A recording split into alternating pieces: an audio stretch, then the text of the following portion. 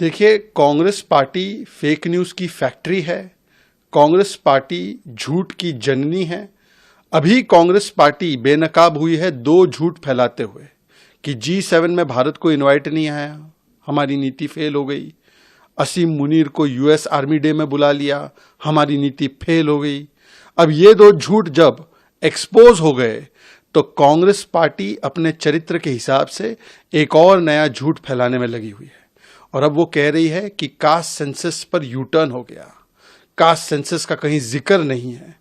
Congress party को पता होना चाहिए कि 15 जून की प्रेस रिलीज में PIB ने साफ साफ लिखा है, भारत सरकार की ओर से साफ साफ कहा गया है कि कास्ट एन्यूमरेशन किया जाएगा।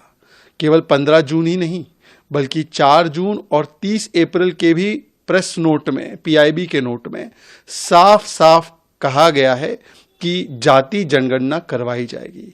पर कांग्रेस पार्टी ऐसा क्यों कह रही है? कांग्रेस पार्टी इसलिए ऐसा कह रही है क्योंकि वो झूठ का व्यापार करती है।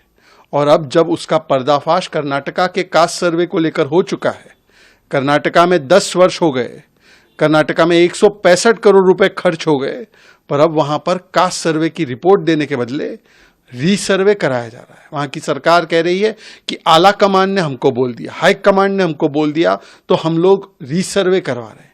मतलब कि वहां पे OBC समाज को धोखा देने के बाद जब उनके पास कोई जवाब नहीं है तो झूठ फैलाओ, झूठ बोलो। और देखे ना, वो कहते हैं ना कि झांकी रही भावना जैसी, प्रभु मूरत दिखे तिन तैसी। जिनके मन में OBC विरोध और कास्ट सेंसस का विरोध कूट कूट कर भरा हो, उसको हर जगह यही दिखेगा। भाई 1951 में कास्ट सेंसस रोका किसने था? आपके पूर्वजों ने। 60s में आरक्षण का विरोध किसने किया? आपके पूर्वजों ने। जब मंडल कमीशन रिपोर्ट आई तो इंदिरा जी, राजीव जी इसके सख्त खिलाफ थे। राजीव जी तो बोलते थे आरक्षण बुद्धों को मिलता है। 2004 से 14 के बीच भी कांग्रेस पार्टी ने OBC आरक्षण, SC/ST आरक्षण में एक प्रकार से सेंध करके मुस्लिमों को कैसे धर्म के आधार पर दिया जाए, इसकी पूरी चेष्टा की। कर्नाटक और तेलंगाना में आज भी कर रहे हैं।